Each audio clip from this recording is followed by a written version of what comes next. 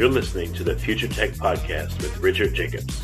Future technologies such as artificial intelligence, stem cells, 3D printing, gene editing, Bitcoin, blockchain, the microbiome, quantum computing, virtual reality, and exploring space are much closer than you might think.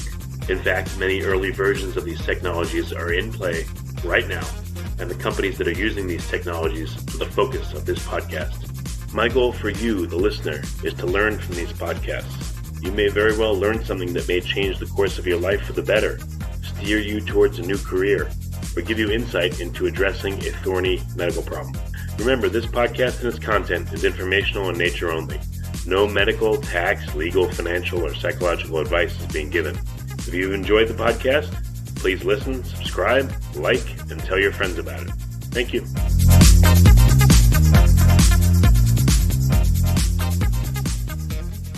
Hello, this is Richard Jacobs with the Future Tech Health Podcast. My guest is Masha Kouzm. She's the co-founder of Silicon Valley Wellness. So, Masha, thanks for coming. How are you doing today? I'm wonderful. Thank you so much for having me here on your podcast. Yeah. Well, tell me, what inspired you to create this company? Yes, so this company is really near and dear to my heart, and it all started out with my journey, my life story. We moved here with my family from Israel and before that, Kazakhstan. And we were never sure how that you could become ill at a young age. And I'm speaking of my mother's age. She was 50 years old. So we didn't believe in regular checkups and going to the doctor. We just thought that health comes naturally. So as an immigrant, I strive to go to the best school and get the best education, to work hard. And I graduated from Berkeley and went on to an investment job. And all of a sudden, my mother got sick, and we discovered that she had stage 4 cervical cancer at age 50. Right. Yes. So this came as a shock. We're like, what? How is this possible?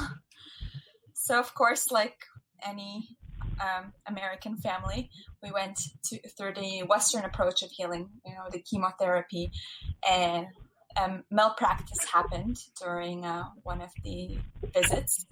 So we decided to try the holistic approach, the Eastern medicines. So my sister and I dove deep into understanding the body and how to heal it. So we started juicing and cleansing through different things like coffee enemas to get rid of the toxins in the body. But unfortunately, it was too late for my mom, and she passed away 6 months after being diagnosed. Yeah, so it was quick. But that's when we really began to understand that everything begins in the mind, which creates the emotions and feelings that we store in the body. If you didn't know, we all get cancer cells in our body 7 to 10 times in our lifetime, which is simply mutated cells. But if we're holding on to any tension in the body, any emotional pain, any trauma, whether it's conscious or subconscious, these mutated cells just flow through the body if we're not holding on to any tension. But if we did experience traumas, especially as children, which most of us have, and we're holding on to it without proper healing, this energy, this trauma might get stuck in the body, which can later manifest as a sickness, or you can inflict pain onto others. So that's how we started Silicon Valley Wellness. We basically wanted to educate the community about this information to help others prevent big illnesses and suffering. Yes. Mm-hmm. After my mother passed, my sister and I embarked on a world journey, starting our studies in India, the epicenter of enlightenment and meditation, studying with many gurus and teachers that led us to a deeper understanding of how the mind works and how the mind really inflicts the suffering on our lives. And in order to become free from the suffering, we must become free of this constant association with our minds and with our pasts, especially, and become more aware of our being. Okay. Yeah. So this led to the creation of the Silicon Valley Wellness Company? Correct. Yes. So, what's the premise of the company? What does it do for people? So first we started as community events. We had gatherings. It started out as a meetup group, and we just attracted the people in our local community to come and learn more about meditation, yoga, alternative healings, Ayurveda. And then it slowly progressed into becoming more of a B2B service. So we went into companies and taught them these healing modalities to help reduce stress in the workforce, because $300 billion a year is lost in productivity due to stress. So that's one of the biggest ways to reduce stress is through meditation. So we began to teach the employees how to do these practices through yoga and meditation to reduce their stress. Okay. So what does it look like when a company or an individual works with you? Do you do like an initial evaluation, and do they choose either yoga or meditation or both, or what do the programs look like?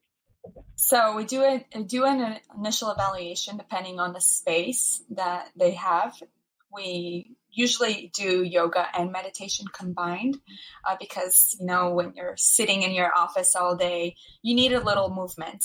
You need a little movement and connection to your body to get out of your head. So that's the typical suggestion for an office, but sometimes we have gone into companies that didn't have that space. So we did a meditation and then a few simple chair yoga poses to help you, release that tension in the neck and shoulders and the spine that we all experience when we're seated for a long time. Right. So once you go in and do the initial work with somebody, I guess it's giving them a taste of what they could feel like. Yes. And then it becomes usually it becomes an ongoing weekly session that we have our teachers or me come in and continue to show this practice, and whoever is able to attend. What's the response of the people once you do this initial work? Do they say, "Oh, I want more of that," or what are the typical responses you get? Yes, some people want more. Some it's a little bit of a challenge to get into some companies and to really have them feel the benefit from one class. So sometimes they're like, well, maybe once we have the budget, or let me see if we can get this approved, is one of the responses that I hear. But the people who do know the benefits want this on an ongoing basis. So I would say it's a 50-50%, just because yoga and meditation is still kind of taboo, although not for long. But some people consider it like a gym or going for a run, like exercise. But really what we're trying to do is get into the mind and reduce the stress.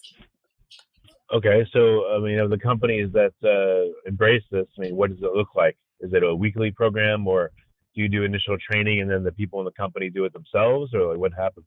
So yes, it is a weekly program, a weekly live experience within your office. So we do come in and we guide you through an hour-long session. Some companies like it during lunch, and then other companies have us come in at 11 in the morning, right before lunch, so that the employees can, don't skip lunch, that they benefit from this and then go to lunch. So yes, it is an ongoing weekly program. We also. So what kind of participation do you get? Is it if you get X percentage of the people to do it, how do you make sure you keep the participation up? Do you have incentives like through the company, or is it just that they want to be healthier and that motivates them to do it? Yes, they want to be healthier and it motivates them to do it. They see the result for themselves, and then they bring in their coworkers and tell their coworkers about it. And that's how the class grows in size. But it really depends. Sometimes there's meetings and a lot of work, for example, towards the end of the quarter, especially when employees need it the most. Sometimes there is less attendance because of the workload. So there is no incentives that we have currently within the company. It's really personal. Okay.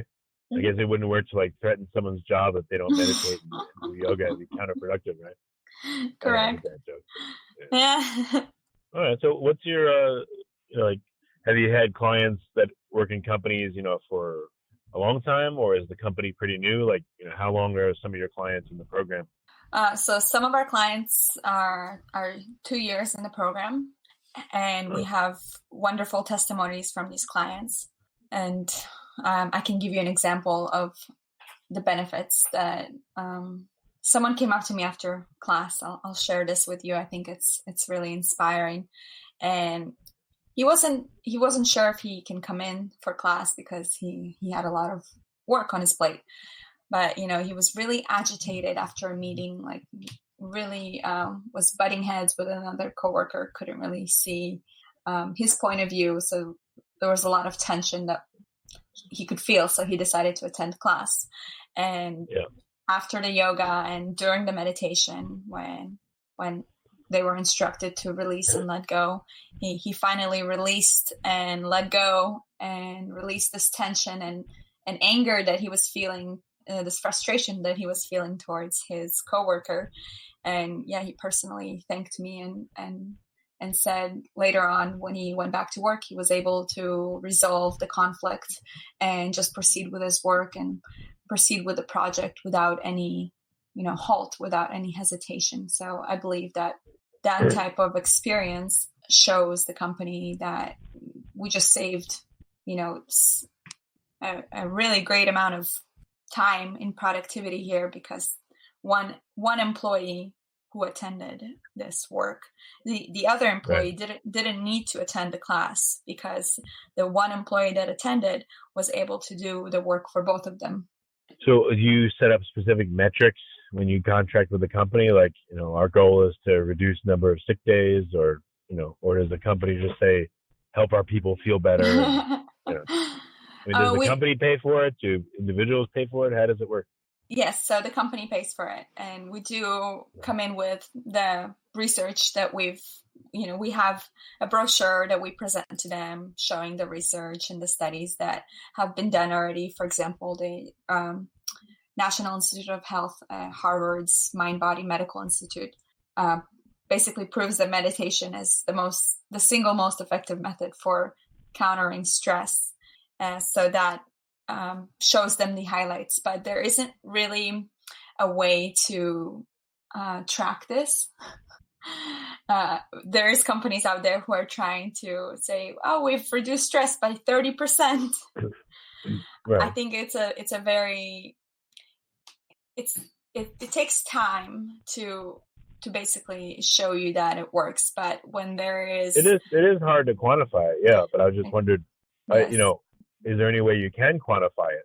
Maybe through a satisfaction rate of a survey after X number of classes. And, if our goal is like 30% of the people that participate, should report feeling better, 2 points on a scale of 1 to 10 after doing these, something like that. I don't know. Maybe that's something you can do. That's we had an initial survey. Yeah, we had an initial survey, but we never, we haven't had follow-up surveys. That's a good recommendation. We might have to follow up on that. Well, it might help you, because it might point you out to, like, what I've noticed is when people use a product and you ask them about it, they might give you generic answers, but if you probe a little bit, they might say stuff and say, hey, I used to get headaches every day and now I don't anymore. Oh, I didn't realize that. Or, I don't know, I used to always fight with my wife and stuff like that, and now, now that I come to think about it, we haven't had a fight in a few weeks. And, so I guess that's better too. So you probably won't even get that unless you survey the people and ask them. And then I bet you'll get surprising feedback that'll surprise the people and you.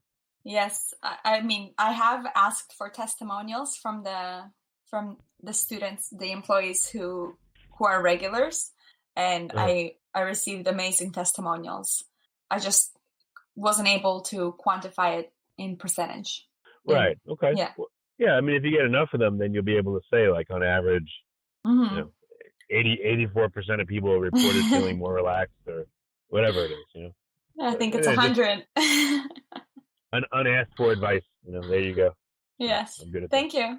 Oh yeah. Well, what's your what is your end goal? I mean, it's hard to develop these metrics and everything, but what would be the ideal situation, for your company, or maybe even for a particular customer? Like, what do you want to hear that makes you feel really good? Or, what do you want the company to do that would be a great outcome for you? The satisfaction that I get is when there is one student who's benefiting and just shares that experience with you right after class. I think that's the most satisfying thing.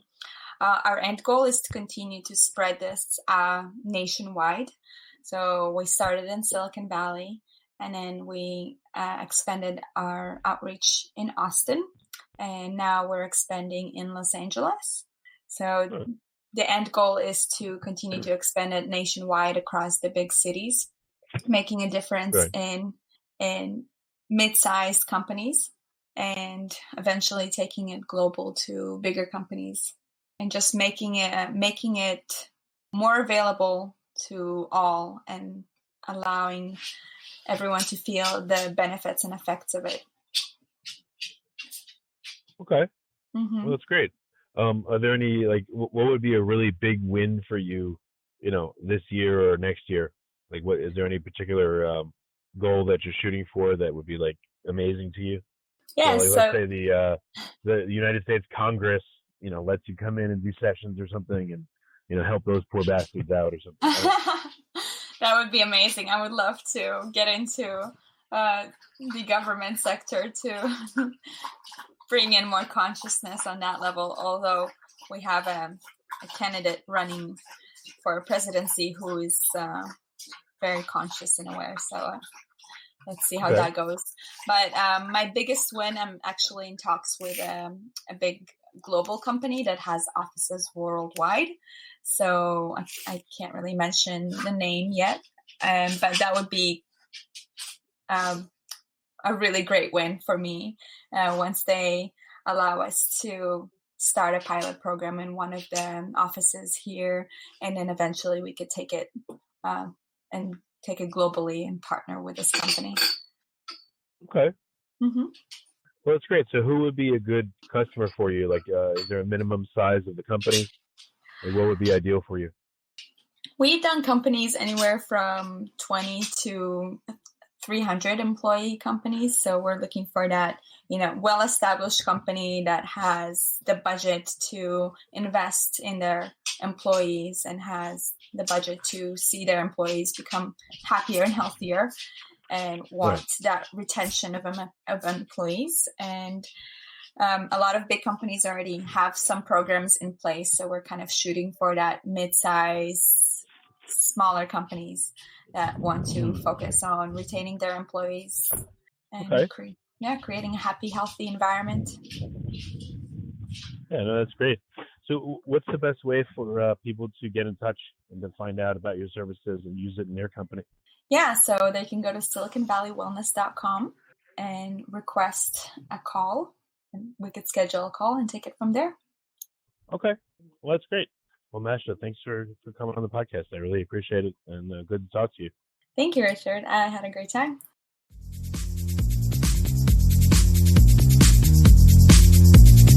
You're listening to the Future Tech Podcast with Richard Jacobs.